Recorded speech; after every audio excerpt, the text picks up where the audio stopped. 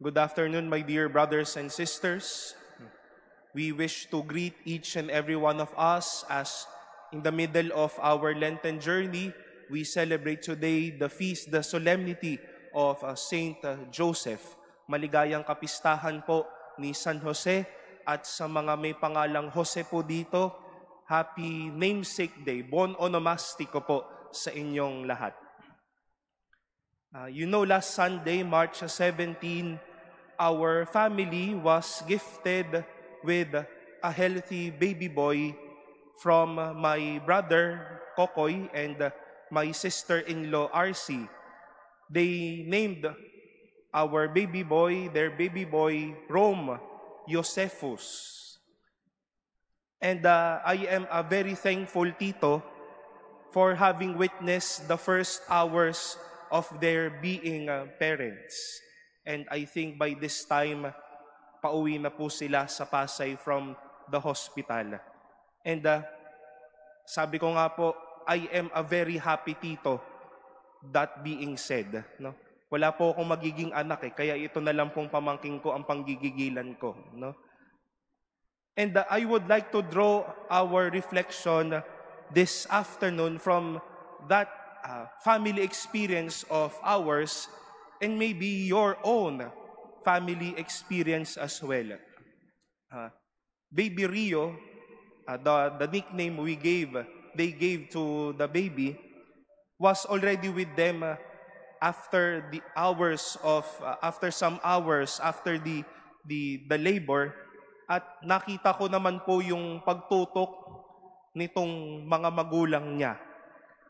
They are learning to live with the baby, to take care of a baby, and to nurse the baby's needs. At maganda po na kahit bata pa lang at kahit wala pang imik ang bata o ang mga batang inaalagaan po natin, pinaparamdam na po ng bawat isa ng magulang na malapit sila kung tumutok sa kanilang anak at malapit yung pag-aaruga ng kanyang mga magulang sa kanya.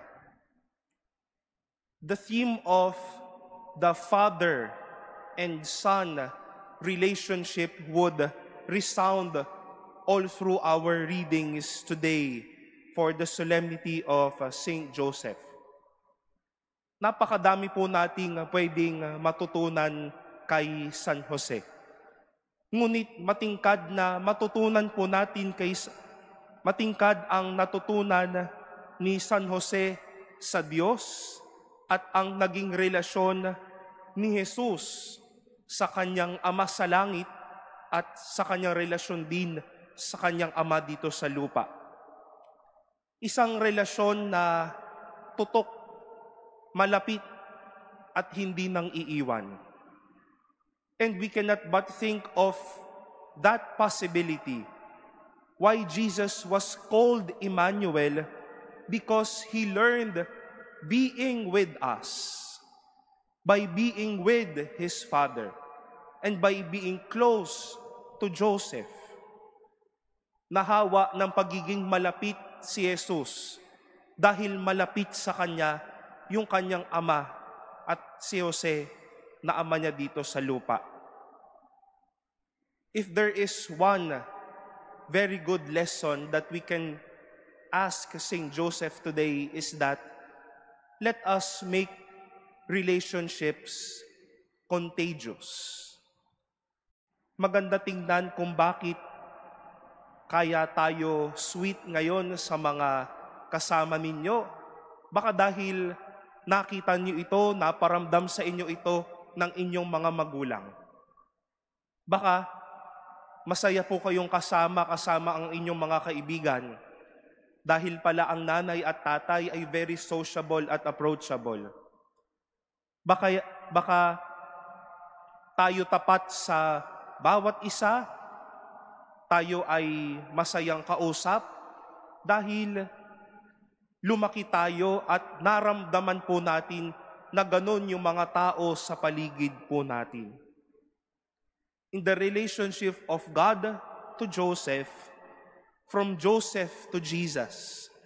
And Jesus, with this relation with God and Joseph, relationships won't only be about names or blood, but relationships will always be a room for lessons, a school of love, and a place where to live and share goodness can be there and be felt.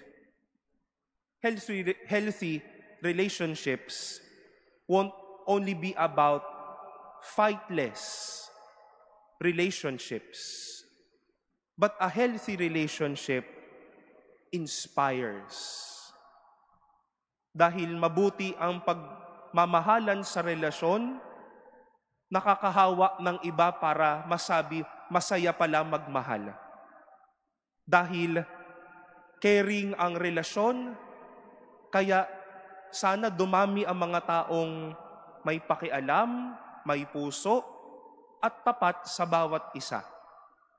Dahil ang relasyon ay malapit, tutok at hindi nang iiwan, that inspires many to live with the true sense of relationship and that true sense of love.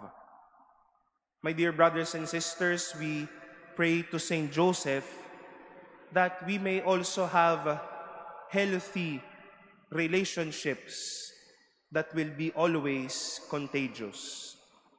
Relationships that will not only mean fightless, but a relationship that inspires and a relationship that will also be a good news to all.